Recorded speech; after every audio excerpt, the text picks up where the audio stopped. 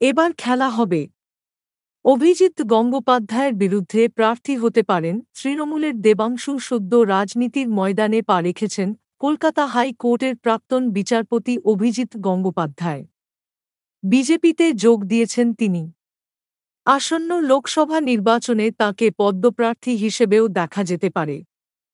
এবার শোনা যাচ্ছে তার বিপরীতে তৃণমূল প্রার্থী হিসেবে দাঁড়াতে পারেন যুব নেতা দেবাংশু ভট্টাচার্য। আজ ব্রিগেডের জনগর্জন সভা থেকে ২৪ লোকসভা ভোটের প্রার্থী তালিকা ঘোষণা করতে পারেন তৃণমূল সুপ্রিমো মমতা বন্দ্যোপাধ্যায়। ৪২টি আসন থেকে কারা দাঁড়াবেন তা আজই প্রকাশ করা হবে বলে খবর।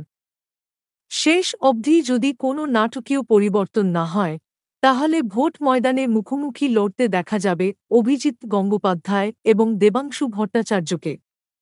লোকসভা নির্বাচনের আবহে রবিবার ব্রিগেডে তৃণমূলের জনগর্জন সভা। রাজ্যের সব জেলা থেকে দলে দলে তৃণমূল কর্মীরা উপস্থিত হয়েছেন সেখানে।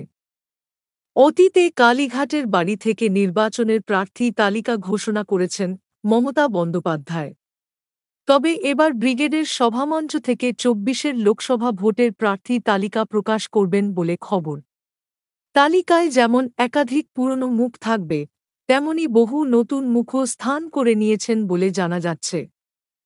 এই প্রথমবারের জন্য ব্রিগেডের সভা থেকে ৪-২টি আসনের প্রার্থী তালিকা ঘোষণা করবেন তৃণমূল সুপ্রিমো।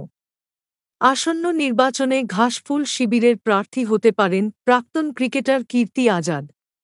এছাড়া দেশের এক প্রাক্তন ক্রিকেটারের স্ত্রীকেও তৃণমূলের তরফ থেকে টিকিট দেওয়া হবে বলে খবর।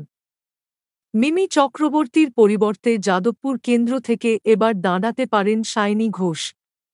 মিমিকে অন্য কোনো কেন্দ্রে তৃণমূল প্রার্থী করা হবে বলে জানা যাচ্ছে। বসিরহাটের সাংসদ নুসরত জাহানের নাম এবারের প্রার্থী তালিকায় নেই বলে গুঞ্জন। অন্যদিকে স্থান করে নিয়েছেন যুব নেতা দেবাংশু ভট্টাচার্য।